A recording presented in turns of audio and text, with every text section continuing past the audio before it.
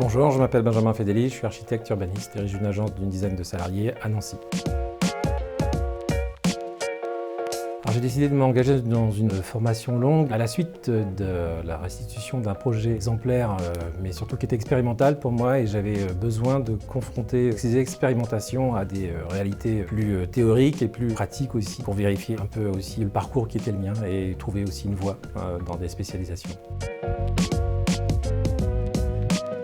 Alors cette formation longue s'est déroulée sur une année universitaire. Elle était dispensée au travers de plusieurs jours par mois et les thématiques abordées étaient autour du développement durable, de la haute qualité environnementale, sur l'urbanisme, le patrimoine et la construction au sens large du terme.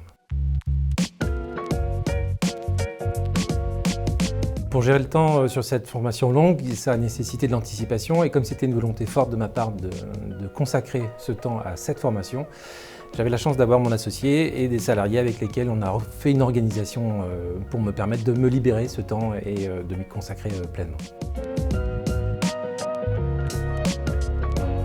L'avantage d'une formation longue, c'est essentiellement de pouvoir s'installer, de prendre du temps. Ce temps qui est très rare aux architectes, c'est une excuse qu'on se donne souvent, mais en fait, on a aussi la capacité de se poser et de profiter de ce qui nous est offert. À ce moment-là, c'était l'échange avec plusieurs professions. On avait des artisans, des ingénieurs, des urbanistes, il y avait des architectes bien sûr, et la rencontre de toutes ces personnes, c'était l'occasion d'échanger et de prendre aussi en même temps qu'on essayait de donner de notre expérience. Donc une richesse incroyable sur cette formation d'un an.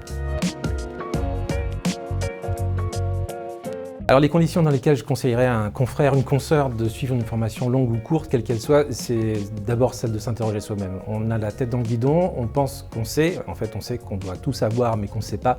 Et c'est important de pouvoir choisir la formation qui nous plaît d'abord, celle qui est au fond de nous, qui peut-être va nous permettre de trouver une voie, mais aussi de se poser et puis bien évidemment de s'enrichir et d'approfondir nos compétences et parfois aussi de devenir spécialiste dans un domaine qu'on aura pu découvrir au travers de ces formations.